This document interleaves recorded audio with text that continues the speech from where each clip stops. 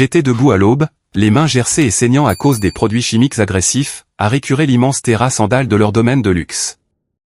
Victor Blackwood était un homme qui exigeait la perfection absolue. C'était une figure de proue de notre communauté locale, siégeant au conseil de l'association des copropriétaires, participant à des galas de charité et marchant en ville comme s'il possédait l'air que nous respirions.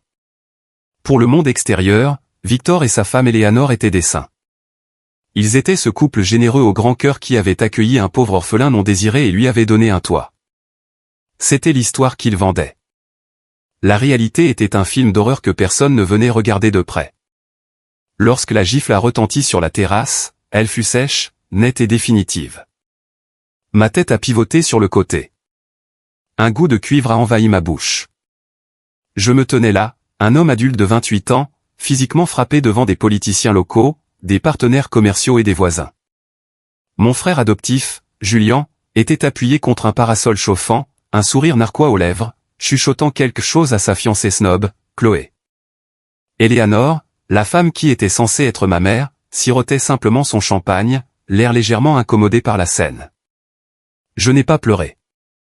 Je pense que la capacité de pleurer m'avait été retirée par les coups il y a 2 décennies de cela. À la place, une rage froide et dure s'est installée dans ma poitrine. Je me suis retourné, j'ai descendu la longue allée et j'ai quitté la propriété. J'avais $30 en poche, un sac à dos délavé et nulle part où aller. Je m'appelle Arthur. J'ai 28 ans. Et pendant 26 ans, j'ai vécu comme un esclave dans une maison que j'étais forcé d'appeler mon foyer. Pendant que je récurais les sols à genoux et que je dormais dans un placard de rangement sans fenêtre, les gens que j'appelais mes parents volaient des millions de dollars qui me revenaient de droit. Ils me regardaient comme si j'étais un déchet. Devant 30 invités de marque tenant des coupes de champagne hors de prix, mon père adoptif a regardé le cadeau d'anniversaire pour lequel j'avais économisé pendant des mois et a hurlé « Quel genre de camelote sans valeur m'as-tu donné là ?» Puis il m'a giflé violemment au visage pendant que tout le monde, y compris mon frère adoptif, se tenait là et riait. Mais il y a une chose immense qu'il ne savait pas. Il ne savait pas que cette même nuit, alors que je m'enfuyais dans l'obscurité glaciale, la joue tuméfiée et un sac à dos usé sur l'épaule, une Rolls-Royce noire m'attendait. Il ne savait pas que la femme assise à l'arrière de cette voiture de luxe était une milliardaire de l'immobilier. Et il ne savait certainement pas quelle était ma mère biologique, armée d'un avocat de premier ordre et d'une plainte qui s'apprêtait à anéantir complètement leur existence. En ce moment même, l'homme qui m'a frappé implore la clémence depuis une cellule de prison. Avant de vous raconter exactement comment j'ai démantelé leur vie parfaite et riche pièce par pièce, s'il vous plaît, cliquez sur le bouton « J'aime » si vous croyez que la vraie justice finit toujours par rattraper ceux qui maltraitent les innocents. Et n'oubliez pas de me dire dans les commentaires d'où vous me regardez. Revenons à la nuit où mon cauchemar s'est enfin brisé en 1000 morceaux. La nuit du 55e anniversaire de Victor Blackwood a commencé exactement comme tous les autres jours de mon existence misérable. J'ai marché pendant des kilomètres sur les routes de banlieue d'un noir d'encre, ce genre de quartier riche où les lampadaires sont faibles et les maisons situées en retrait de la rue, derrière des portails en fer. Je frissonnais, la mâchoire douloureuse, me demandant si j'allais dormir derrière un conteneur poubelle de Walmart ou continuer à marcher jusqu'à ce que mes jambes lâchent. C'est alors que j'ai remarqué des phares. Ils me suivaient, avançant au pas. Une immense et élégante Rolls-Royce fantôme noire glissait silencieusement le long du trottoir, à peine à quelques mètres derrière moi. Mon cœur battait la chamade contre mes côtes. J'ai pensé que Victor avait envoyé quelqu'un pour me ramener de force. J'ai pensé à courir vers la lisière des arbres, mais avant que je ne puisse bouger, les lourdes portières se sont ouvertes. 2 hommes en costume sombre sur mesure en sont sortis. Ils ne m'ont pas attrapé, mais leur présence formait un mur que je ne pouvais franchir. « Arthur » a dit l'un d'eux. Sa voix était calme, mais imposait une autorité absolue. Je me suis figé. Personne ne m'appelait Arthur. Victor m'avait rebaptisé Aaron le jour où il m'avait amené chez lui. Seul un fantôme d'un passé dont je ne me souvenais pas pouvait connaître ce nom. « S'il vous plaît » a dit l'homme en désignant la portière arrière ouverte de la voiture. « Elle attend de vous voir depuis très longtemps. » J'aurais dû courir. Chaque instinct de survie que j'avais développé en 26 ans me criait de détaler dans l'obscurité. Mais l'épuisement total dans mes os, mêlé à une curiosité sauvage et désespérée, m'a gardé cloué sur place. Je me suis approché et j'ai jeté un coup d'œil à l'intérieur luxueux de la Rolls-Royce, qui sentait le cuir. Assise à l'arrière se trouvait une femme. Elle semblait avoir un peu plus de 60 ans, portant un trench coat élégant et ajusté. Ses cheveux étaient parfaitement coiffés, mais son visage était complètement défait. Elle tremblait. Des larmes coulaient sur ses joues, ruinant son maquillage. Quand elle m'a regardé, ses yeux se sont ancrés dans les miens avec une férocité qui m'a coupé le souffle. C'étaient mes yeux, de la même nuance gris tempête que je voyais dans le miroir chaque matin. « Bonjour, mon fils », a-t-elle chuchoté, la voix brisée sous le poids de décennies de chagrin. « Je suis ta mère biologique, et je vais leur faire payer chaque seconde qu'ils nous ont volée. » Je me tenais là, dans la nuit glaciale, la contusion sur mon visage me lançant, fixant une femme qui ressemblait à une milliardaire et prétendait être de mon sang. J'ai cru que je perdais la tête. J'ai pensé que le traumatisme avait fini par briser mon cerveau. Mais alors que je me glissais sur la banquette arrière de cette voiture, j'ai réalisé que le cauchemar ne se terminait pas.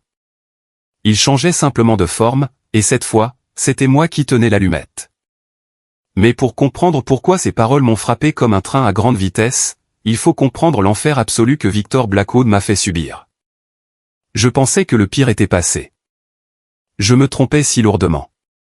Pour comprendre l'ampleur de la cruauté des Blackwood, il faut observer le contraste de nos modes de vie. Le domaine des Blackwood était un immense manoir moderne avec 6 chambres, une piscine chauffée et un garage qui ressemblait à un concessionnaire de voitures de luxe. Julian, leur fils biologique, était exactement le genre de cauchemar d'enfant gâté auquel on pouvait s'attendre. Quand Julian a eu 16 ans, Victor lui a acheté une Porsche neuve. Julian l'a détruite 3 mois plus tard, alors qu'il conduisait ivre. Victor lui en a simplement acheté une autre, a payé un avocat pour faire disparaître l'accusation de conduite en état d'ivresse, et lui a tapoté l'épaule. Julian avait un fonds d'études colossal, une assurance santé de premier choix et de l'argent de poche qui rivalisait avec le salaire d'un cadre d'entreprise. Et puis, il y avait moi. Ma chambre n'en était pas une. C'était un placard de rangement non aménagé au sous-sol, juste à côté de l'énorme chauffe-eau industriel. Il n'y avait pas de fenêtre. Les murs étaient en béton brut. Mon lit était un matelas taché et affaissé que Victor avait littéralement récupéré dans les encombrants d'un voisin quand j'avais 10 ans. Pendant 18 ans, j'ai dormi au rythme du vrombissement mécanique du chauffe-eau, respirant l'odeur de poussière humide et de rouille. Je n'étais pas un fils. J'étais de la main-d'œuvre non rémunérée. Je préparais les repas. Je récurais les toilettes. Je nettoyais minutieusement la Porsche de Julian chaque dimanche matin pendant qu'il cuvait son alcool. Si la pelouse avait une seule mauvaise herbe, on me privait de dîner.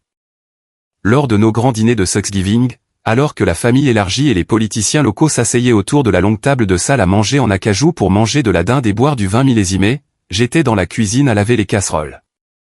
Si jamais un invité demandait « Où est Aaron ? Pourquoi ne mange-t-il pas avec nous ?» Eleanor affichait son sourire de sainte bien rodé et disait « Oh, Aaron adore aider. Il y tient absolument.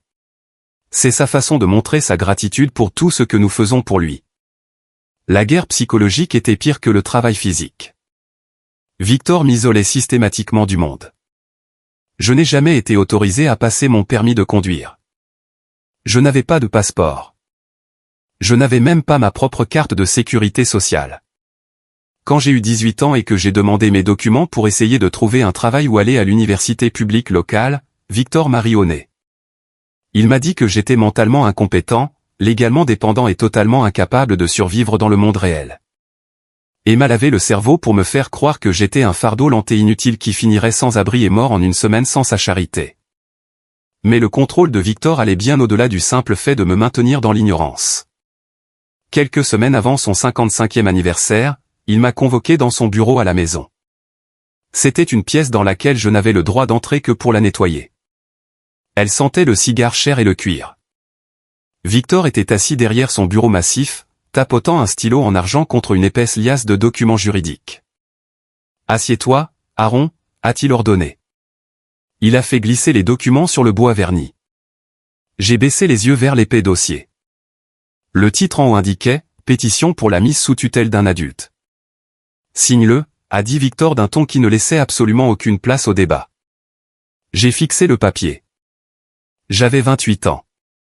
J'avais passé la dernière décennie à faire un travail éreintant et payé au salaire minimum comme plongeur dans un restaurant local, marchant plus de 6 kilomètres sous la neige et la chaleur étouffante juste pour m'y rendre parce que Victor refusait de me laisser utiliser une voiture.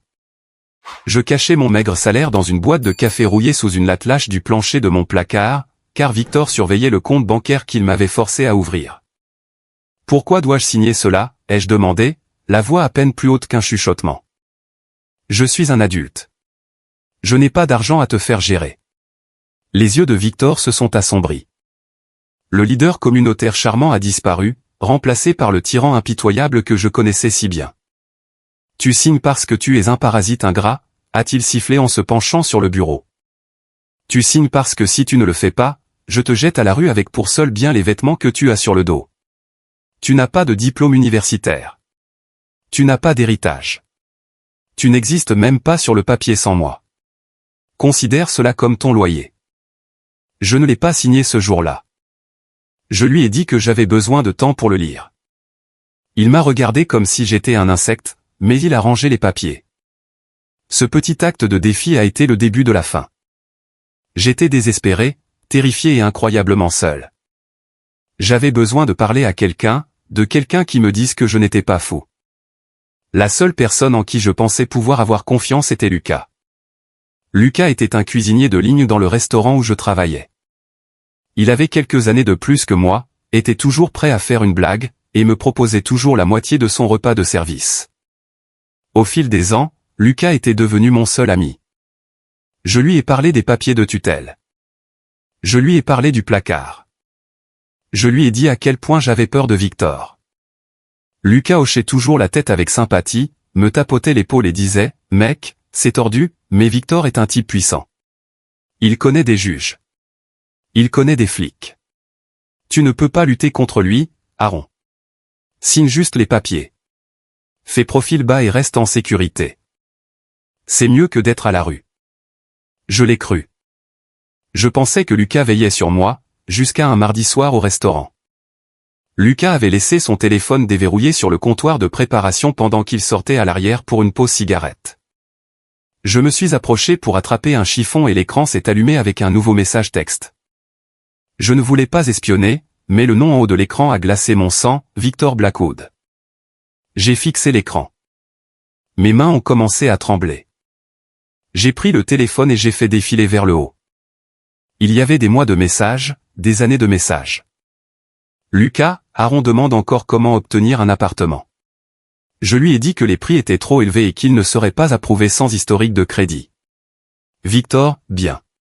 Continue de le décourager. Ton paiement a été transféré sur ton compte. Lucas, il traîne pour signer les papiers de tutelle. Il dit qu'il veut les lire. Victor, assure-toi qu'il ne parle à aucun avocat. Garde-le isolé. Bonus le mois prochain s'il signe avant mon anniversaire. J'ai eu l'impression que le sol se dérobait complètement sous mes pieds. Lucas, mon meilleur ami, la seule personne au monde qui, je le croyais, tenait à moi, était payé par Victor. C'était un espion rémunéré, un gardien embauché pour s'assurer que le prisonnier ne réalise jamais que la porte de la cellule n'était en réalité pas verrouillée. J'ai agrippé le comptoir en acier inoxydable jusqu'à ce que mes articulations deviennent blanches. Ma vue s'est troublée sous des larmes de pure trahison. Je ne m'étais jamais senti aussi profondément et complètement seul de toute ma vie. J'ai reposé le téléphone exactement là où je l'avais trouvé. Quand Lucas est revenu à l'intérieur, souriant et me demandant si vous voulez boire une bière après le service, je l'ai regardé, j'ai souri en retour et j'ai dit « Non merci, mec. Je suis juste fatigué. » Je ne l'ai pas confronté. Je n'ai pas crié. Un silence profond et glacial s'est installé dans mon âme. Si le monde entier était un piège conçu par Victor Blackwood, alors jouer selon les règles était une condamnation à mort. Je suis rentré chez moi ce soir-là, j'ai soulevé la latte de plancher lâche dans mon placard et j'ai compté mon argent caché. J'avais exactement 84 $. J'ai pris une décision. J'allais acheter un cadeau d'anniversaire à Victor. J'allais me tenir devant tous ses amis riches, lui offrir un portefeuille en cuir véritable et utiliser ce moment pour prouver que j'étais un bon fils. Je croyais bêtement que si je lui montrais une soumission et un respect ultime en public, peut-être, juste peut-être, il renoncerait au papier de tutelle. Je pensais pouvoir acheter ma liberté avec de l'obéissance. J'étais un imbécile fini. La tempête approchait et je marchais droit vers le centre de l'ouragan. Le matin du 55e anniversaire de Victor fut une leçon magistrale de torture psychologique. Eleanor avait commandé un buffet traiteur gargantuesque, 3 caisses de vin de la Napa Valley et un gâteau personnalisé qui coûtait plus cher que ce que je gagnais en 2 mois au restaurant. J'avais interdiction de dormir la nuit précédente. J'ai passé 12 heures à polir l'argenterie, défroisser le linge de table et balayer l'immense allée jusqu'à ce que mes bras me semblent lourds comme du plomb. Les invités ont commencé à arriver au coucher du soleil. L'allée était bondée de Mercedes, de BMW et de l'insupportable Porsche de Julien. Je portais une chemise boutonnée blanche bon marché et mal ajustée qu'Eleanor m'avait achetée dans une friperie, et j'avais reçu l'ordre de circuler avec un plateau d'argent pour servir du champagne à des gens qui me traversaient du regard. Monsieur Henderson, un promoteur immobilier d'envergure et le plus grand client de Victor, a tapoté l'épaule de ce dernier. Victor, mon ami, la cinquantaine te va bien. Et je vois que ton cas social gagne toujours sa croûte, a-t-il dit en me désignant d'un geste avec son verre à moitié vide. Victor a ricané, d'un rire grave et sonore qui m'a retourné l'estomac. Aaron connaît sa place. Le travail difficile forge le caractère. N'est-ce pas, mon garçon? J'ai hoché la tête, ravalant la bile dans ma gorge. Oui, monsieur. La fiancée de Julien, Chloé, est passée par là. Elle portait une robe qui coûtait probablement $3000, son doigt alourdi par un diamant que Julien avait acheté avec l'argent de Victor. Elle a délibérément heurté mon épaule, manquant de faire tomber le plateau de mes mains. Fais attention, serviteur, a-t-elle ricané en levant les yeux au ciel. Julien a simplement ri et l'a attiré pour un baiser. Quand est venu le moment des cadeaux, tout le monde s'est rassemblé sur la terrasse sous les guirlandes lumineuses. Julien a offert à Victor un ensemble de clubs de golf sur mesure. Eleanor lui a présenté une Rolex ancienne. La foule s'est extasiée. Puis ce fut mon tour. Je me suis avancé. Mes mains tremblaient. J'ai tendu à Victor une petite boîte soigneusement emballée. À l'intérieur se trouvait le portefeuille en cuir à $84 pour lequel j'avais économisé pendant des mois, acheté avec l'argent de la plonge que j'avais caché à ses espions. J'avais écrit une petite carte qui disait « Joyeux anniversaire, papa ». Victor a pris la boîte. Il n'a pas souri. Il a déchiré le papier, a ouvert la boîte et en a sorti le portefeuille. Il l'a tenu entre le pouce et l'index, l'examinant comme s'il s'agissait d'un rat mort. La terrasse est devenue complètement silencieuse. On pouvait entendre les grillons chanter dans les buissons taillés. Quel genre de camelote sans valeur m'as-tu donné là? La voix de Victor a fendu la nuit, forte et cruelle. Je me suis figé. J'ai économisé pour cela. C'est du cuir véritable. Je voulais t'offrir quelque chose de bien. Victor s'est levé de sa chaise. Son visage était déformé par un dégoût pur. Tu vis sous mon toit. Tu manges ma nourriture. Tu respires mon air. Et tu m'apportes de la camelote bon marché achetée avec des centimes.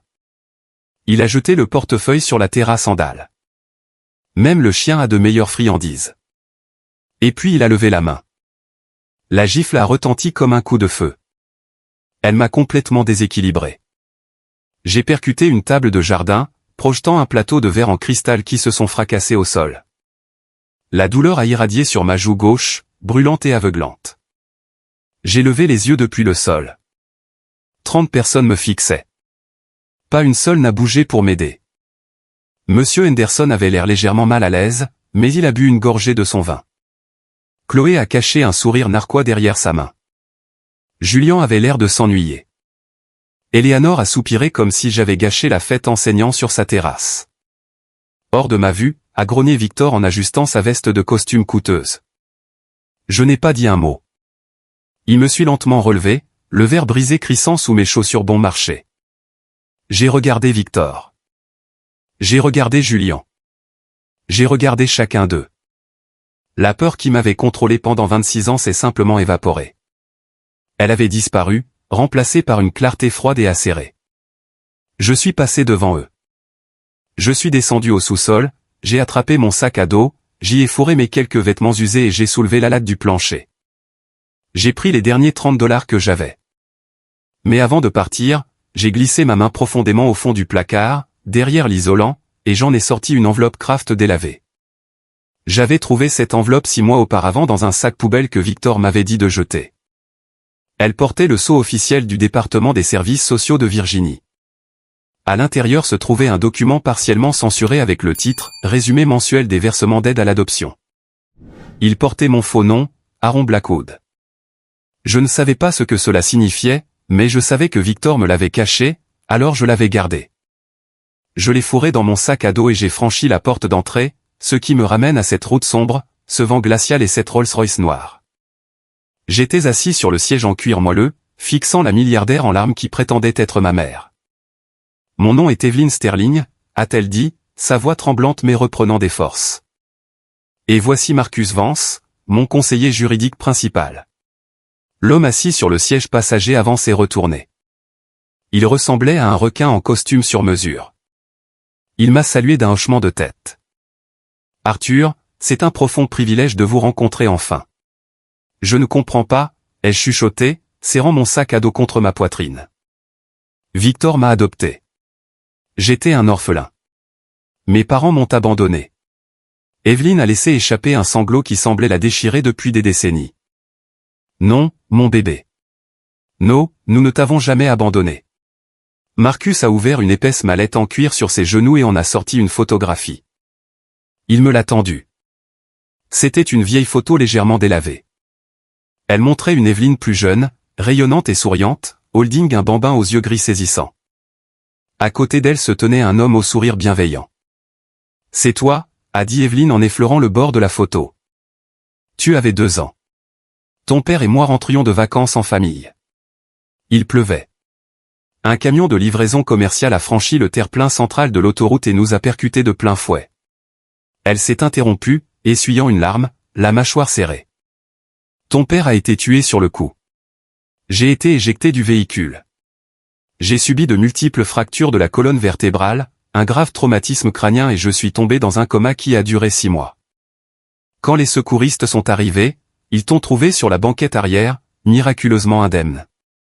Comme tu n'avais pas d'autre famille immédiate dans l'État, les services de protection de l'enfance t'ont placé en famille d'accueil d'urgence.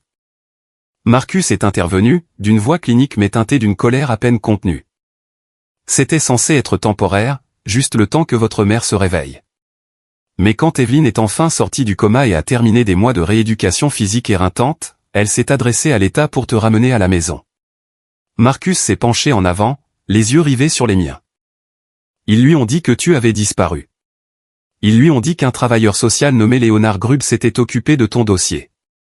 Grubb a prétendu qu'un parent éloigné s'était manifesté, avait signé les papiers, et que le tribunal avait scellé l'adoption plénière.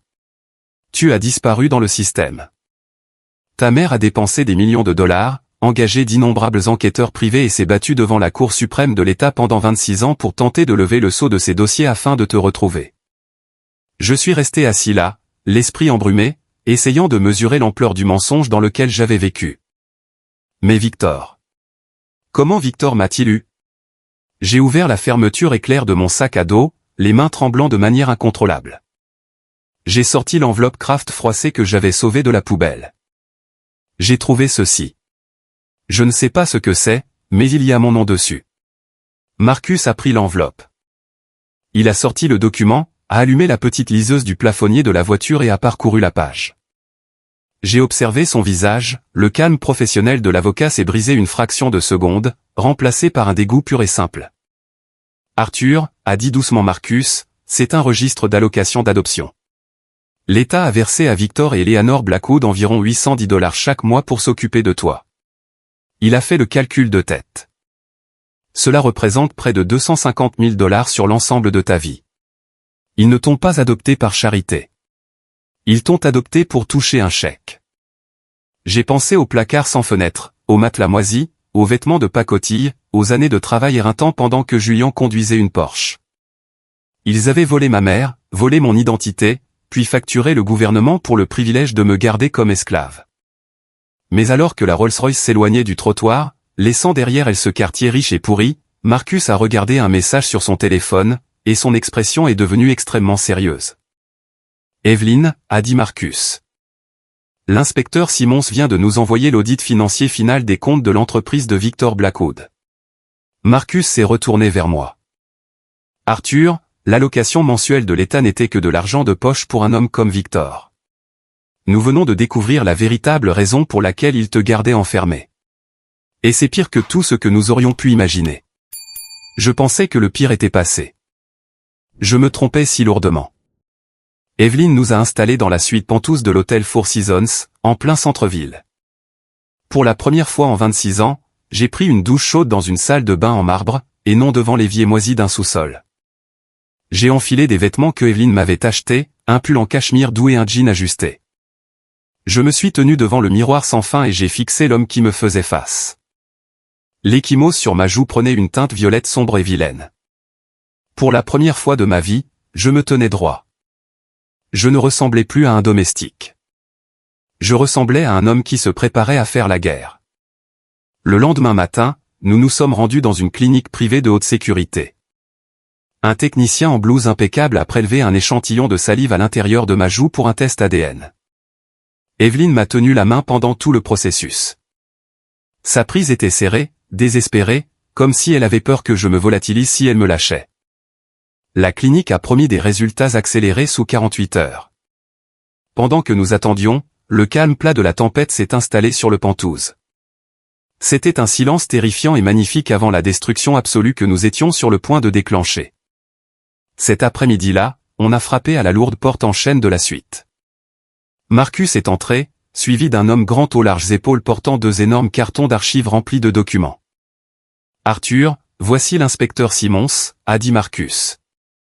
C'est un enquêteur privé spécialisé dans la comptabilité médico-légale et la fraude d'entreprise. C'est lui qui a finalement retrouvé Léonard Grubb et brisé les pare-feux financiers de Victor.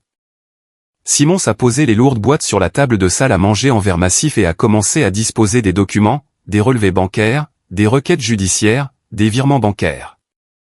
Il les a organisés avec la précision d'un chirurgien préparant ses scalpels. Victor Blackwood n'est pas seulement un bourreau d'enfants, a commencé Simons d'une voix rauque et profondément cynique. C'est l'architecte d'une fraude financière massive. Quand nous avons vu le document d'allocation au titre du titre 4E que tu as fourni, cela nous a donné le levier juridique nécessaire pour assigner ces comptes scellés. Ce que nous avons trouvé est stupéfiant. Simons a poussé un document vers moi. C'était la copie d'un registre de fonds fiduciaires. Votre grand-père maternel était un titan de l'immobilier commercial, a expliqué Simons. À votre naissance, il a établi un fonds fiduciaire inaliénable pour vous. Un fonds universitaire, des portefeuilles d'investissement équivalents à d'importants plans d'épargne retraite et des actifs liquides. Il était conçu pour vous être transféré à vos 25 ans.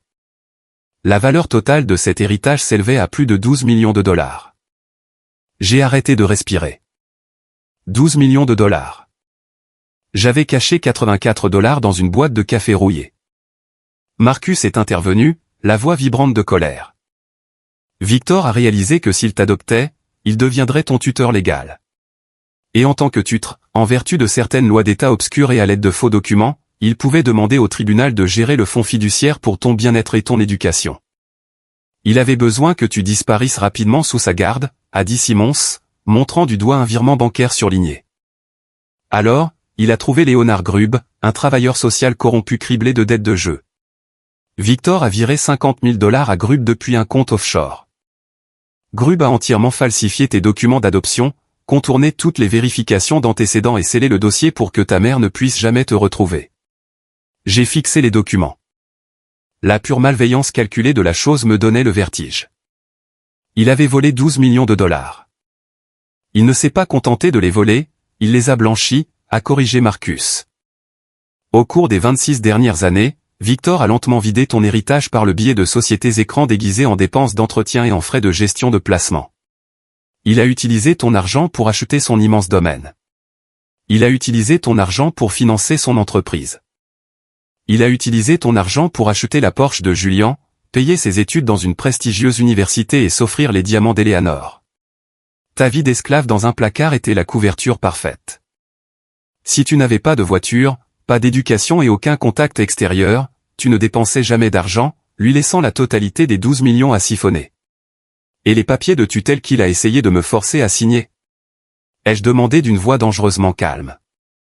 Tu as eu 28 ans, a dit Marcus. Le fonds fiduciaire était structuré de manière à ce qu'à 25 ans, le contrôle te soit automatiquement transféré. Victor forge ta signature depuis 3 ans pour retarder l'échéance. Mais la banque commençait à avoir des soupçons. Il avait besoin que tu renonces légalement à tes droits en tant qu'adulte pour pouvoir vider les derniers 3 millions de dollars restants sur les comptes. Si tu avais signé ce papier, Arthur, il aurait pris le reste et t'aurait probablement jeté à la rue pour mourir de faim. J'ai regardé Evelyn. Elle pleurait en silence, les mains sur la bouche. J'ai regardé les relevés bancaires, les preuves de ma vie volée. Victor ne s'était pas contenté de gâcher mon enfance. Il avait financé tout son empire avec mon sang tout en me convainquant que j'étais un parasite sans valeur. Qu'est-ce qu'on fait maintenant, ai-je demandé. Je ne voulais pas pleurer. Je voulais réduire son monde en cendres. Marcus a souri. C'était un sourire de prédateur, terrifiant. Il a refermé l'épais dossier et a posé ses mains dessus. Maintenant, a dit doucement Marcus, nous ne nous contentons pas de le poursuivre en justice. Nous le détruisons. Nous recevons les résultats du test ADN demain. Nous avons les virements bancaires prouvant la corruption. Nous avons les signatures forgées. Nous allons traîner Victor Blackwood devant le tribunal des affaires familiales sous prétexte d'un litige d'adoption. Il se présentera en pensant avoir affaire à un gamin confus qui lance des accusations farfelues. Marcus s'est penché en avant.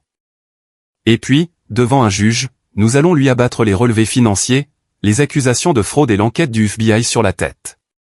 Nous allons lui prendre sa maison, ses voitures, sa liberté et sa réputation. Nous allons tout lui prendre. J'ai regardé par l'immense bail vitré du Penthouse pour contempler la ligne d'horizon de la ville. Pendant 26 ans, j'avais été la victime. J'avais été Aaron, le garçon brisé et stupide qui dormait à côté d'un chauffe-eau et mendiait des miettes. Mais debout dans cette pièce, entouré de milliards de dollars de puissance juridique et d'une mère prête à brûler le monde pour moi, Aaron est mort. J'étais Arthur Sterling, et j'allais au tribunal. J'ai passé les 3 jours suivants à me préparer avec Marcus. Nous avons passé en revue chaque détail, chaque souvenir, chaque preuve. J'ai appris le jargon juridique. J'ai appris comment me tenir, comment parler sans émotion, comment présenter les faits. J'ai appris que la vengeance n'est pas faite de cris et de coups de poing. La vengeance est une paperasse froide et calculée qui dépouille légalement un homme de toute sa vie. Quand le matin de l'audience est enfin arrivé, j'ai enfilé un costume anthracite sur mesure qu'Evelyn m'avait acheté. J'ai regardé mon reflet. Je ne reconnaissais pas l'homme dans le miroir, mais il me plaisait. Il avait l'air dangereux. Nous nous sommes rendus au tribunal en Rolls-Royce. Mon cœur battait à un rythme lent et régulier. Victor Blackwood se croyait intouchable. Il pensait que je n'étais qu'un domestique en fuite. Il n'avait aucune idée que la tempête qu'il avait déclenchée 26 ans plus tôt s'apprêtait enfin à s'abattre sur lui. Le matin du procès a commencé par un étrange silence pesant dans la suite Penthouse du Four Seasons. Je me suis réveillé bien avant que le soleil ne se lève sur la ville. Pendant 26 ans, se réveiller tôt signifiait le début d'une autre journée éreintante de travail non rémunéré. Cela signifiait récurer des terrasses en dalles, nettoyer les voitures de luxe de Julian et esquiver la colère imprévisible de Victor Blackwood. Mais aujourd'hui était totalement différent. Aujourd'hui, je ne me réveillais pas sous le nom d'Aaron, le cas social inutile. Je me réveillais sous le nom d'Arthur Sterling, et je me préparais à démanteler complètement la vie des personnes qui m'avaient gardé dans un placard de rangement sans fenêtre pendant plus de 2 décennies. Je suis allé dans la salle de bain en marbre et je me suis aspergé le visage d'eau froide. L'échymose violet foncé sur ma joue gauche, causée par la gifle de Victor, s'était estompée en un jaune marbré disgracieux, mais elle restait très visible. Evelyn, ma mère biologique, m'avait proposé un correcteur haut de gamme pour la dissimuler, mais j'ai catégoriquement refusé. Je voulais que la juge la voie. Je voulais que Victor regarde mon visage et voie la manifestation physique exacte de sa cruauté juste avant que nous ne lui prenions absolument tout ce qu'il possédait. J'ai mis le costume anthracite sur mesure qu'Evelyn m'avait acheté. C'était le premier vêtement que je portais qui ait été réellement mesuré à ma taille, et non récupéré dans un bac de dons du quartier ou un rayon de déstockage de Walmart. J'ai ajusté ma cravate, redressé mes épaules et suis sorti dans la pièce principale. Evelyn était déjà réveillée, assise à la table en verre massif avec une tasse de café noir. Elle avait l'air élégante, puissante et absolument redoutable. Elle portait un tailleur bleu marine ajusté, sa posture rigide trahissant un mélange de chagrin maternel accablant et de vengeance pure et concentrée. Assis en face d'elle se trouvait Marcus Vance, notre avocat principal, entouré de piles imposantes de documents juridiques, de relevés bancaires et de rapports d'expertise. Marcus était le genre d'avocat qui ne se contentait pas de gagner des procès. Il détruisait la partie adverse si profondément que leur carrière ne s'en remettait jamais tout à fait. « Bonjour, Arthur », a dit Marcus sans lever les yeux d'une pile de registres financiers surlignés. « Es-tu prêt à mettre fin au règne de terreur de Victor Blackwood ?»« Plus que prêt », ai-je répondu en m'asseyant à côté de ma mère. Evelyn a tendu la main et a serré la mienne fermement. Ses mains étaient toujours si chaudes, un contraste saisissant avec l'environnement froid et stérile de la maison des Blackwood. Nous avons quitté l'hôtel à 7 heures du matin et sommes montés à l'arrière de la Rolls-Royce noire et profilée d'Evelyn. Le trajet jusqu'au tribunal des affaires familiales de Richmond s'est fait en silence. J'ai regardé par les vitres teintées, observant la ville se réveiller, pensant à l'immense héritage, à l'empire immobilier et à la vie qui m'avait été volée. Victor m'avait convaincu que j'étais un fardeau, une charge financière pour sa famille de banlieue parfaite. Tout cela pendant qu'il détournait secrètement des millions de dollars du fonds fiduciaire de mon propre grand-père pour payer son manoir tentaculaire, ses cotisations au club de golf privé et les frais de scolarité de son fils biologique dans une université de la Ivy League. L'audace de sa guerre psychologique était révoltante. Le bâtiment du tribunal des affaires familiales de Richmond était une structure imposante en briques de style fédéral, avec de colonnes blanches massives et une architecture solennelle conçue pour vous faire sentir minuscule dès que vous franchissiez les lourdes portes en chêne. Le sol des couloirs était en marbre poli qui faisait résonner le moindre pas. J'ai remonté ce couloir sonore, flanqué d'une milliardaire et d'un requin du barreau. Je ne me sentais pas minuscule.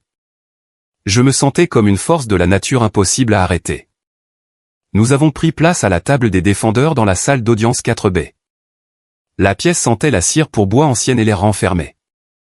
10 minutes plus tard, les lourdes portes au fond de la salle se sont ouvertes à la volée, et la famille Blackwood a fait son entrée solennelle. Victor Blackwood est de fait entré exactement comme l'élite communautaire arrogante et intouchable qu'il s'imaginait être. Il portait un costume bleu marine impeccable et coûteux avec un pince-cravate en or. Sa poitrine était bombée et il gardait le menton haut, adoptant l'attitude typique d'un homme fermement convaincu que les règles de la société ne s'appliquaient tout simplement pas à lui. À ses côtés se tenait Eleanor, sa femme, serrant un sac à main de créateur qui coûtait probablement plus cher que mon salaire annuel complet au restaurant. Elle avait l'air parfaitement soignée, le visage figé dans une expression de léger agacement, comme si toute cette procédure judiciaire n'était qu'un inconvénient mineur l'empêchant d'assister à son brunch hebdomadaire au club de golf. Derrière suivait Julian, mon frère adoptif, envoyant des SMS frénétiquement sur son téléphone. La fiancée snob de Julian, Chloé, s'était même incrustée, portant une robe de cocktail inappropriée pour l'occasion et arborant un sourire moqueur, espérant visiblement se divertir en me voyant me faire écraser par la justice. Victor avait engagé un avocat de la défense locale nommé Robert Hay. Monsieur Hay était un généraliste qui s'occupait principalement d'infractions routières mineures, de petits litiges civils et de transactions immobilières simples. Ce n'était pas un plaideur de haut vol. Victor l'avait engagé parce qu'il souffrait de la maladie ultime du narcissisme, l'autosatisfaction absolue. Il pensait sincèrement que ce serait une victoire rapide et facile. Il avait déposé une requête d'urgence pour obtenir une ordonnance de tutelle pour adultes, affirmant que j'avais souffert d'une grave dépression mentale, que je l'avais violemment agressé lors de sa fête d'anniversaire, que j'avais volé de l'argent dans la maison et que je m'étais enfui. Il pensait pouvoir me ramener légalement sous sa garde et me forcer à signer l'abandon de mes droits. Quand Victor m'a vu assis à la table d'en face, son sourire suffisant a fléchi pendant une fraction de seconde. Il a détaillé mon costume anthracite coûteux. Il a remarqué ma posture droite et sans concession. Il a regardé Evelyn, qui le fixait avec les yeux froids et impassibles d'un prédateur ultime. Il a regardé Marcus, qui organisait calmement 3 grandes boîtes d'archives sur notre table. Victor s'est penché vers son avocat pour lui chuchoter quelque chose, laissant échapper un rire bref et dédaigneux. Il supposait probablement que j'avais trouvé un avocat bénévole d'une association caritative prêt à écouter l'histoire larmoyante d'un fugitif. L'huissier a appelé l'audience à l'ordre et la juge Patricia Dwyer a pris place au tribunal. C'était une femme d'une 60aine d'années, pragmatique, dont les yeux perçants ne laissaient rien passer. Elle avait la réputation de détruire les avocats qui lui faisaient perdre son temps ou qui mentaient dans sa salle d'audience. Elle a ajusté ses lunettes de lecture et a baissé les yeux vers la pile massive de dossiers. Nous sommes réunis pour examiner la requête d'urgence de Victor Blackwood visant à obtenir la tutelle de son fils adoptif, Aaron Blackwood, a annoncé la juge Dwyer, sa voix résonnant dans la salle silencieuse, ainsi qu'une contre-plainte substantielle déposée par le défendeur. M. Vous pouvez commencer votre déclaration d'ouverture pour le requérant. Monsieur s'est levé d'un air confiant en boutonnant sa veste de costume bon marché. Merci, votre honneur. Mon client, Victor Blackwood, est un pilier de cette communauté. C'est un homme d'affaires prospère, un époux dévoué et un père profondément aimant. Il y a 26 ans, il a généreusement ouvert son cœur et sa maison à un orphelin abandonné et profondément perturbé. Il a offert à Aaron un toit, des repas chauds et un soutien affectif indéfectible. Malheureusement, Aaron souffre de graves retards de développement, d'une profonde instabilité psychologique et d'une incapacité totale à fonctionner dans le monde réel. M. A fait quelques pas devant le juge, gesticulant de manière dramatique. Il y a 2 semaines, dans un accès de rage injustifié, Aaron a violemment agressé mon client lors d'une réunion de famille privée. Il a volé de l'argent dans la maison et s'est enfui dans la nuit. Nous demandons simplement au tribunal d'accorder la prolongation permanente de la tutelle afin que M. Blackwood puisse continuer à gérer les affaires d'Aaron, le protéger des dangers du monde et s'assurer qu'il reçoive les soins dont il a désespérément besoin. Il s'agit là d'un père qui tente de sauver son fils malade. C'était un mensonge révoltant et magistralement orchestré. C'était le mensonge exact que Victor avait raconté aux voisins, aux enseignants, à la paroisse et à moi-même pendant toute ma misérable existence. J'ai agrippé le bord de la lourde table en bois si fort que mes articulations en sont devenues blanches. J'avais envie de hurler de toutes mes forces. Je voulais sauter de l'autre côté de l'allée et serrer mes mains autour de la gorge de Victor. Mais j'ai senti la main d'Evelyne toucher doucement mon bras. Je me suis souvenu de ce que Marcus m'avait dit pendant nos séances de préparation. La vengeance ne fait pas de bruit. La vengeance est froide. La vengeance est une trace écrite documentée. La juge Dwyer a tourné son regard acéré vers notre table. Avocat du défendeur, vous avez déposé une contre-plainte particulièrement détaillée. J'y vois des allégations de fraude systémique, de détournement de fonds, de mise en danger d'enfants et une demande d'annulation complète d'une adoption finalisée il y a plus de 20 ans. Voulez-vous m'expliquer cette montagne de documents? Monsieur Vance, Marcus Vance, s'est levé lentement. Il ne s'est pas pressé. Il n'a montré aucune trace d'intimidation. Et a boutonné sa veste de costume, est sorti de derrière notre table et a regardé directement la juge. Il n'a pas jeté un seul regard en direction de Victor. Votre honneur, a commencé Marcus, d'une voix fluide, profonde et d'une efficacité redoutable. Tout ce que monsieur vient de présenter à ce tribunal est une invention pure et simple. Nous ne sommes pas ici aujourd'hui pour d'une part discuter de la prolongation de la tutelle d'un adulte dépendant. Nous sommes ici d'autre part pour mettre au jour l'une des opérations de kidnapping et de fraude financière de longue durée les plus calculées, impitoyables et lucratives que ce tribunal ait jamais vues. La salle d'audience est devenue d'un calme de mort. L'air y est soudain devenu incroyablement lourd. Victor s'est agité sur sa chaise, son visage prenant une teinte rouge colérique et tachetée. Monsieur a bondi, sa chaise raclant bruyamment le sol. Objection, votre honneur. Enlèvement, fraude. Ce sont des propos hautement diffamatoires et complètement absurdes. Mon client dispose d'un décret d'adoption juridiquement contraignant, signé, scellé et tamponné par l'État de Virginie. C'est une campagne de calomnie désespérée. Un décret entièrement bâti sur des fondations de corruption criminelle, de signatures forgées et de corruption systémique, a rétorqué Marcus instantanément, sa voix s'élevant juste assez pour dominer la pièce sans crier. Votre honneur, l'homme assis à la table du requérant ne s'appelle pas Aaron Blackwood. Son nom de naissance légal est Arthur Sterling. Ce n'est pas un orphelin en détresse. Il est l'unique héritier légal de l'empire immobilier commercial Sterling. Et la femme assise à mes côtés est sa mère biologique, Evelyn Sterling, qui a passé les 26 dernières années et dépensé des millions de dollars à chercher le fils que Victor Blackwood lui a légalement volé. Julian a littéralement lâché son téléphone. L'appareil a percuté le parquet dans un bruit sec. Eleanor a étouffé un cri, portant sa main manucurée à sa poitrine, les yeux écarquillés par une terreur soudaine. Le sourire narquois de Chloé a complètement disparu, remplacé par un air de totale confusion. Victor a agrippé les bords de sa table, ses articulations devenant d'un blanc pur. Sa mâchoire s'est serrée si fort que j'ai cru que ses dents allaient se briser. Le piège avait été tendu sans faille. Les mâchoires d'acier venaient de se refermer, et Victor Blackwood commençait tout juste à comprendre qu'il était en train de se vider de son sang sur le sol de la salle d'audience. « Maître, ce sont des accusations astronomiques, a dit la juge Dwyer en se penchant en avant au-dessus du pupitre, fixant Marcus avec une attention extrême. Vous accusez un citoyen imminent d'enlèvement et de fraude fédérale. Vous avez intérêt à avoir des preuves en béton pour étayer cela dans ma salle d'audience, sous peine de sanction pour outrage au tribunal. » Marcus n'a pas souri. Il est simplement retourné à notre table et a plongé la main dans la première boîte d'archives. « Votre honneur, a dit doucement Marcus, j'ai suffisamment de preuves écrites pour envoyer cet homme dans un pénitencier fédéral pour le restant de ses jours, et je vais vous montrer chaque page. » La tempête avait officiellement touché terre, et Victor Blackwood n'avait absolument nulle part où fuir. Marcus s'est approché du greffier et lui a remis un épais rapport d'expertise financière relié de façon professionnelle. Il a ensuite allumé le projecteur numérique connecté à son ordinateur portable. L'écran géant derrière la juge s'est éclairé, affichant l'image en haute résolution d'un résultat de test ADN. « Pièce A, votre honneur », a déclaré Marcus, sa voix résonnant avec une autorité absolue dans la salle silencieuse. Une analyse ADN accélérée réalisée il y a quelques jours à peine par un laboratoire de génétique indépendant et agréé à Washington, D.C. Elle confirme avec une certitude de 99,998% qu'Evelyn Sterling est la mère biologique du défendeur. La filiation est incontestable. M. L'avocat de Victor, s'est mis à transpirer abondamment. Il a tripoté ses dossiers de façon désordonnée, laissant tomber son stylo au passage.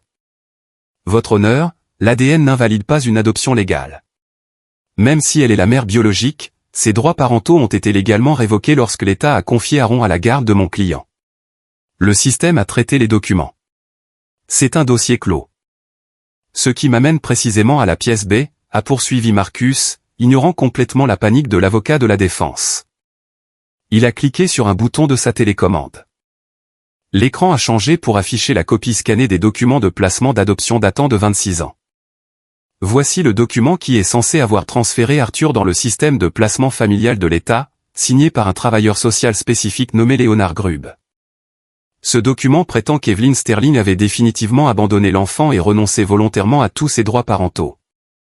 Votre honneur, à la date et à l'heure exacte où ce document a été déposé auprès de l'État, Evelyn Sterling était plongée dans un coma artificiel à l'hôpital général de Virginie. Elle souffrait de multiples fractures de la colonne vertébrale et d'un grave traumatisme crânien suite à une collision frontale catastrophique avec un camion de livraison. Elle n'a pas abandonné son enfant. Elle se battait pour sa vie sous respirateur artificiel. Marcus a de nouveau cliqué sur la télécommande. L'écran est passé à l'image contrastée d'un relevé bancaire. Le logo d'une grande institution bancaire offshore figurait dans le coin supérieur droit.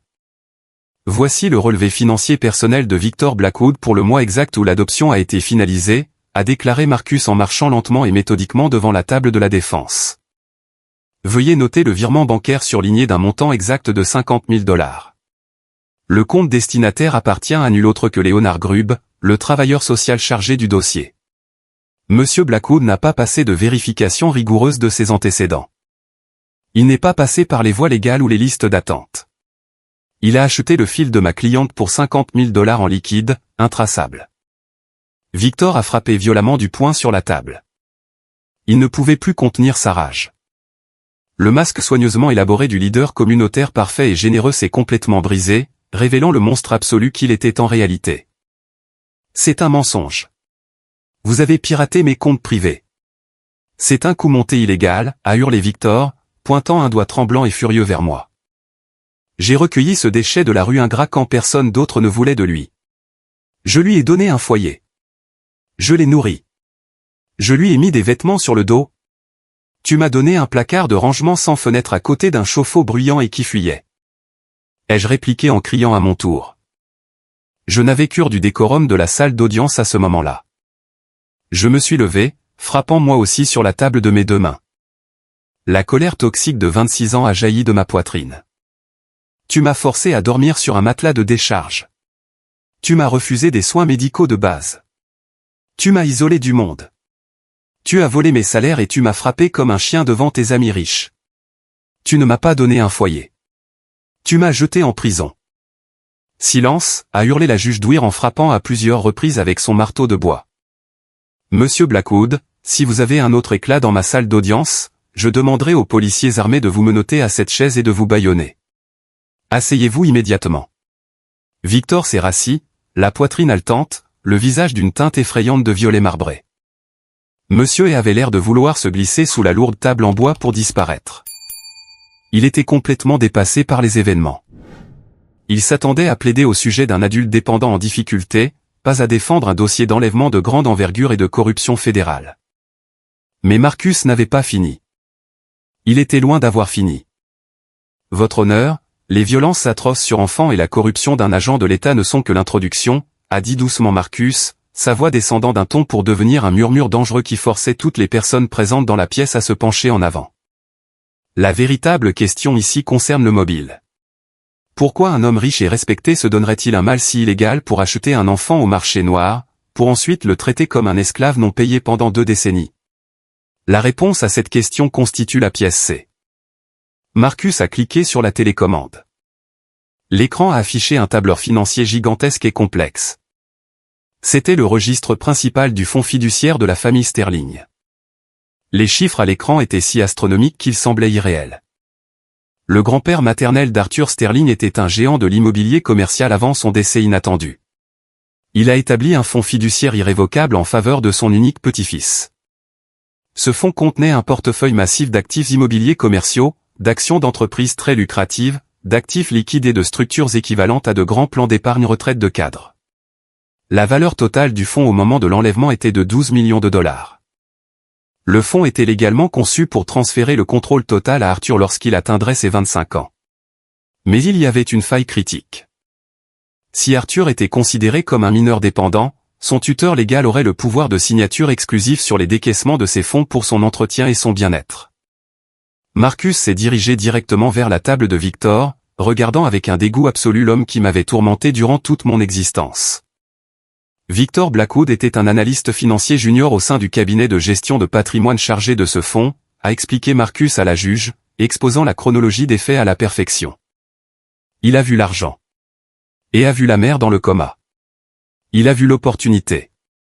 Au cours des 26 dernières années, M. Blackwood a systématiquement détourné plus de 9 millions de dollars de l'héritage d'Arthur.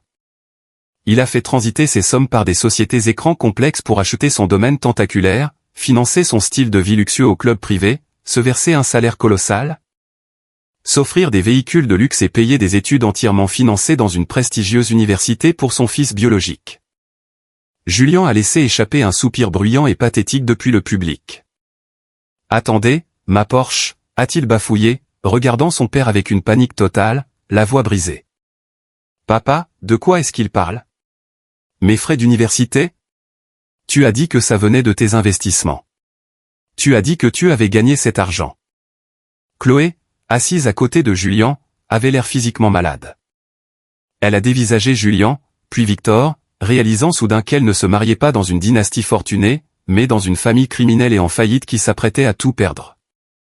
Elle s'est levée sans un bruit, a attrapé son sac de créateur et est rapidement sortie par la porte arrière de la salle d'audience, abandonnant le navire en perdition sans un mot. Et les documents de prolongation de la tutelle que M. Blackwood a tenté de forcer Arthur à signer par la violence il y a 2 semaines, a conclu Marcus en revenant à notre table et en refermant son ordinateur portable. Constituait son dernier coup de dé désespéré parce qu'Arthur a eu 28 ans. La banque qui gérait le fonds fiduciaire commençait à avoir de sérieux soupçons. Elle exigeait la signature d'Arthur en tant qu'adulte pour débloquer les 3 millions de dollars restants. Victor avait besoin qu'Arthur soit déclaré mentalement inapte afin d'extraire la dernière goutte de sang de la pierre. Quand Arthur a finalement refusé de signer, Victor a paniqué, a recouru à la violence physique devant 30 témoins, et Arthur s'est enfui. La salle d'audience était d'un calme étouffant. L'ampleur de la trahison, ces années d'abus financiers et psychologiques calculés, était presque impossible à assimiler pour quiconque se trouvait dans la pièce. Victor a jeté des regards paniqués tout autour de la pièce. Il a regardé la juge, dont le visage était figé dans un dégoût pur et absolu. Il a regardé son avocat, qui rangeait à la hâte sa serviette, s'apprêtant visiblement à renoncer à son mandat dès la fin de l'audience. Puis Victor a regardé sa femme.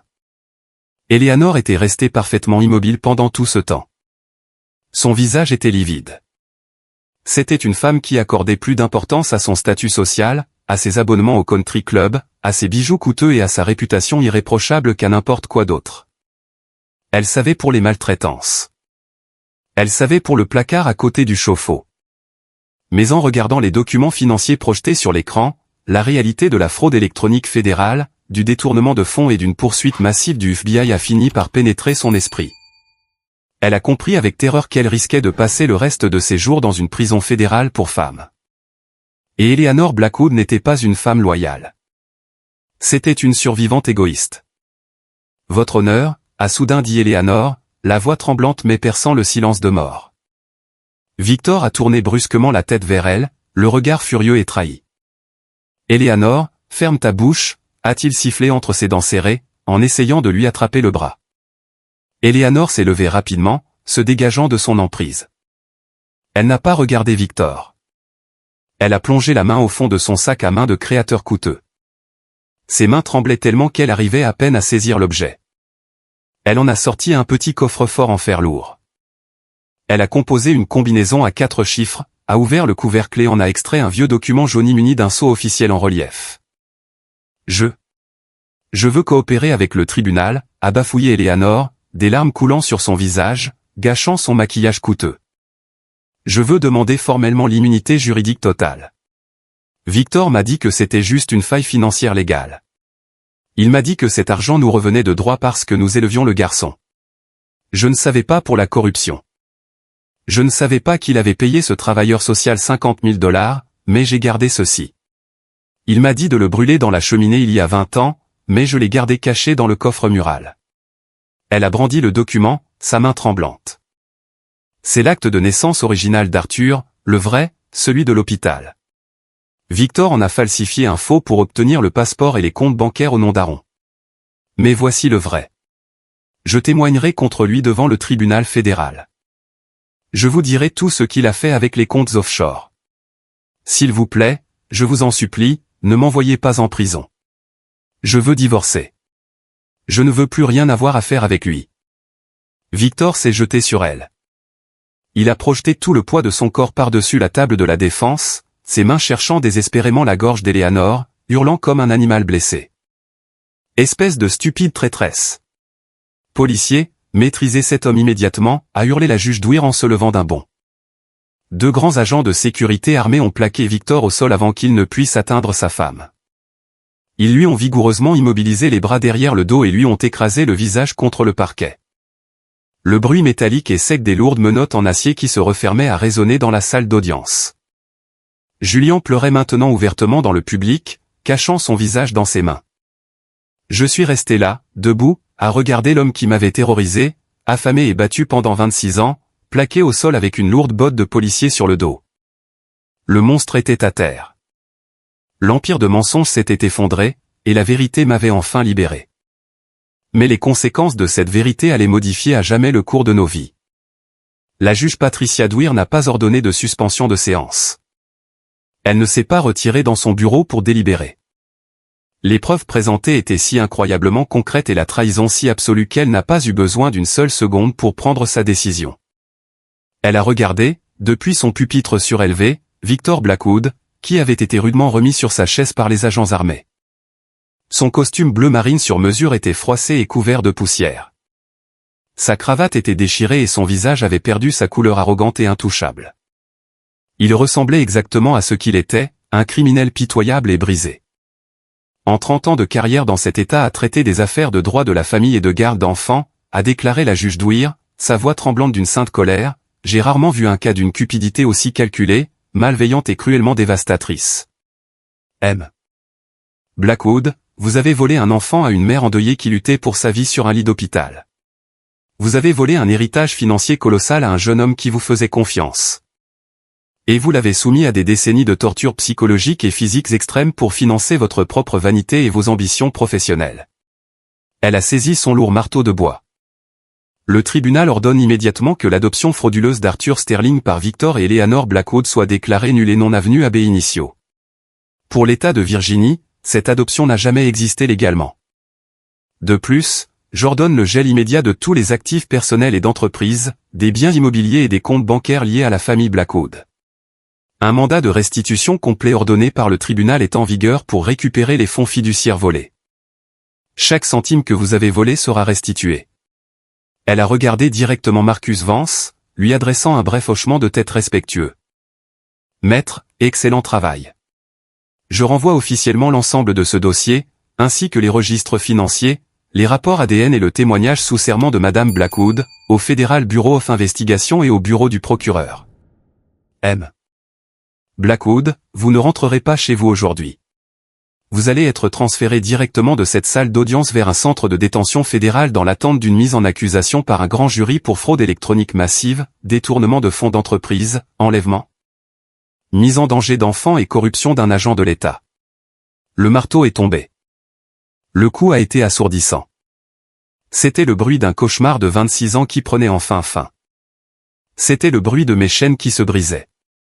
Les policiers ont attrapé Victor par les bras et l'ont mis debout. Il avait l'air complètement brisé. Le personnage puissant et terrifiant qui avait hanté chacun de mes réveils, l'homme qui contrôlait ma nourriture, mon sommeil et ma réalité avaient entièrement disparu. Alors qu'on le traînait vers la sortie latérale, il a cessé de se débattre. Il a croisé mon regard une dernière fois. Aaron, a supplié Victor, d'un murmure enroué et désespéré. Des larmes perlaient dans ses yeux, mais je savais que c'étaient des larmes d'apitoiement sur lui-même, pas de remords. Aaron, s'il te plaît. Je t'ai élevé. Je t'ai nourri quand personne d'autre n'était là. Dis-leur. Dis-leur que j'ai été un bon père. Ne les laisse pas tout me prendre. Je les regardais. Je m'attendais à ressentir une immense vague de colère, mais ce ne fut pas le cas. Je n'ai pas ressenti de rage. J'ai juste ressenti un vide profond et accablant en regardant son visage. Il n'était rien. Mon nom est Arthur Sterling, ai-je dit, ma voix calme, froide et résonnant clairement dans la salle d'audience silencieuse. Et vous n'êtes absolument rien pour moi. Profitez bien de votre nouvelle cage. Je lui ai tourné le dos. Je n'ai même pas regardé les policiers le traîner à travers les lourdes portes en bois. Nous avons rassemblé nos documents et sommes sortis de la salle d'audience pour rejoindre la lumière éclatante de cet après-midi ensoleillé. Dehors, l'air sentait bon et propre. J'avais l'impression de prendre ma toute première véritable inspiration. Julien se tenait au bas des larges marches en béton du tribunal, faisant les 100 pas, hurlant dans son téléphone portable. « Comment ça, ma carte Platinum est refusée ?» hurlait Julien dans le combiné, la voix brisée. « Réessaie. Repasse là. J'ai un plafond énorme. » Il m'a vu descendre les marches avec Evelyne et Marcus. Julien a laissé tomber son téléphone et a couru vers nous, le visage déformé par la panique, la peur et un sentiment de supériorité profondément ancré. Aaron. Aaron, attends. A bafouillé Julien en se plaçant devant moi pour me barrer la route. Je me suis arrêté et j'ai regardé Julien, l'enfant chéri. Le garçon qui avait détruit une Porsche pour en obtenir une nouvelle le lendemain. Le garçon qui avait ri aux éclats quand son père m'avait giflé. Le garçon qui exigeait que je lave son linge pendant qu'il dormait jusqu'à midi. Nous ne sommes pas frères, Julien, ai-je dit calmement, le regardant avec le même dédain qu'il m'avait témoigné toute ma vie. Et tu devrais probablement apprendre à prendre le bus municipal. On m'a dit que les trajets quotidiens forgent le caractère. Je suis passé à côté de lui, le laissant planté là sur les marches du tribunal, sans plus rien. Marcus a ouvert la lourde portière de la Rolls-Royce noire. Evelyne s'y est glissée et je me suis assis à ses côtés. Le puissant moteur a démarré dans un murmure et nous nous sommes éloignés du trottoir. J'ai regardé par la vitre teintée le tribunal et mon ancien frère s'éloigner et disparaître au loin. Le poids lourd et étouffant qui m'écrasait la poitrine depuis 26 ans s'est totalement envolé. Nous rentrions enfin chez nous, dans un vrai foyer. Cela fait exactement 1 an aujourd'hui que s'est déroulée cette journée mémorable au tribunal des affaires familiales de Richmond. Beaucoup de choses peuvent changer en une seule année lorsqu'on vous laisse enfin vivre votre vie selon vos propres termes. Victor Blackwood n'a pas survécu au système judiciaire fédéral avec sa fierté arrogante intacte. Confronté à une montagne de preuves accablantes, les signatures forgées, les virements bancaires, la corruption de Léonard Grubb et le témoignage accablant et largement médiatisé de sa propre épouse, sa défense coûteuse s'est complètement effondrée. Le procès a été un cirque médiatique. Il a été reconnu coupable par un jury fédéral de plusieurs délits criminels et condamné à 25 ans de réclusion dans un pénitencier fédéral de haute sécurité, sans possibilité de libération conditionnelle anticipée. Il mourra derrière les barreaux, dépouillé de ses costumes, de ses abonnements au country club et de son pouvoir. Je n'ai pas assisté au prononcé de la peine. Je m'en moquais. Pour moi, l'enterrement de Victor Blackwood avait eu lieu au moment précis où la juge avait frappé de son marteau. Eleanor, fidèle à sa nature profondément égoïste, a immédiatement demandé le divorce pour se distancier du scandale. Elle a réussi à obtenir un accord de plaidoyer en échange de sa coopération, évitant ainsi une longue peine de prison. Cependant, les poursuites civiles et les ordonnances de restitution agressive de l'État l'ont dépouillée de chaque centime qu'elle possédait. Elle a perdu le manoir, les bijoux, les voitures et sa précieuse réputation. Elle travaille actuellement de nuit dans un motel miteux de la périphérie de la ville et vit dans un studio minuscule et déprimant. La Porsche tant aimée de Julian a été saisie par la banque. Sa fiancée a rompu tout lien avec lui, et aux dernières nouvelles, il travaillait au guichet d'un fast-food local pour rembourser ses dettes de carte de crédit colossales. Quant à Lucas, le collègue du restaurant qui m'espionnait pour de l'argent de poche, ses versements occultes de l'entreprise ont évidemment cessé lorsque Victor est parti en prison. Il a essayé de m'envoyer un message il y a quelques mois, un long texte d'excuses pathétiques où il rejetait la faute sur ses difficultés financières et me demandait si je pouvais lui trouver un poste bien rémunéré dans ma nouvelle entreprise. J'ai bloqué son numéro immédiatement sans jamais regarder en arrière. On ne négocie pas avec des gens qui vendent votre âme pour de l'argent de poche. On les élimine comme un cancer. Je vis dans un magnifique et vaste appartement terrasse qui surplombe la ville. Il possède d'immenses baies vitrées dans absolument chaque pièce.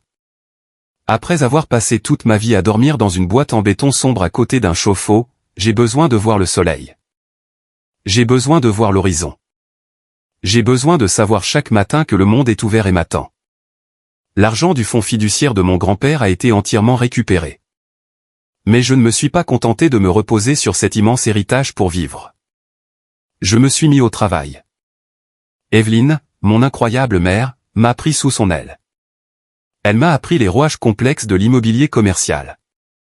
J'ai appris à lire des contrats juridiques denses, à négocier des baux commerciaux de grande envergure et à gérer des projets de développement immobilier d'envergure. J'ai commencé au bas de l'échelle dans son entreprise et j'ai gravi les échelons. Il y a 2 semaines, j'ai obtenu une promotion majeure et finalisé ma toute première acquisition immobilière en solo. Evelyne se tenait à mes côtés à la table de signature, rayonnante d'une fierté que l'argent ne peut tout simplement pas acheter. Nous dînons ensemble tous les dimanches chez elle. De vrais dîners. Nous nous asseyons autour de la table.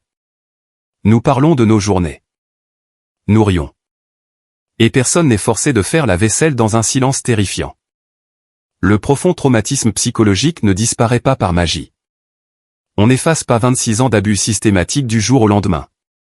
Il y a encore des nuits où je me réveille en sueur, le cœur battant la chamade, m'attendant à entendre les pas lourds de Victor descendre les escaliers du sous-sol pour venir me punir. Mais je suis une thérapie 2 fois par semaine avec un médecin exceptionnel, le Dr Torres. J'apprends à canaliser ma colère. J'apprends à fixer des limites strictes. Plus important encore, j'apprends que ma valeur en tant qu'être humain n'est pas liée à la quantité de travail que je peux fournir ou à la quantité de violence psychologique que je peux endurer en silence. J'apprends enfin ce que signifie réellement avoir une famille. La famille, ce ne sont pas seulement les personnes qui mettent de la nourriture dans votre assiette pour ensuite exiger un paiement par le sang. La famille n'est pas un morceau de papier signé par un juge corrompu. La famille, ce sont les personnes qui se battent pour vous, celles qui vous donnent la force de grandir, celles qui n'arrêtent jamais de vous chercher, même quand le reste du monde entier leur dit que vous avez disparu pour toujours. S'il y a quelqu'un qui écoute cette vidéo en ce moment même et qui se sent complètement piégé. Si vous vivez dans une maison où vous êtes traité comme un fardeau financier, un domestique ou un punching ball pour l'ego de quelqu'un d'autre. Si l'on vous a répété toute votre vie que vous ne valez rien et que vous devez de la gratitude à vos bourreaux toxiques pour le strict minimum nécessaire à votre survie, j'ai besoin que vous m'entendiez haut et fort. Vous ne leur devez absolument rien. Les personnes qui exigent agressivement votre gratitude tout en brisant intentionnellement votre esprit sont celles qui sont réellement vides à l'intérieur. Elles projettent leurs propres défauts et insécurités misérables sur vous parce qu'elles ont une peur bleue de ce que vous pourriez devenir si jamais vous preniez conscience de votre propre force. Ne les laissez pas éteindre votre lumière. Ne les laissez pas vous convaincre que ce placard sombre est l'endroit où vous devez rester. Il y a un monde immense et magnifique de l'autre côté de cette porte, et vous méritez d'y entrer la tête haute, libre de leur ombre. Avez-vous déjà été confronté à une situation similaire avec votre propre famille? Partagez votre histoire dans les commentaires ci-dessous.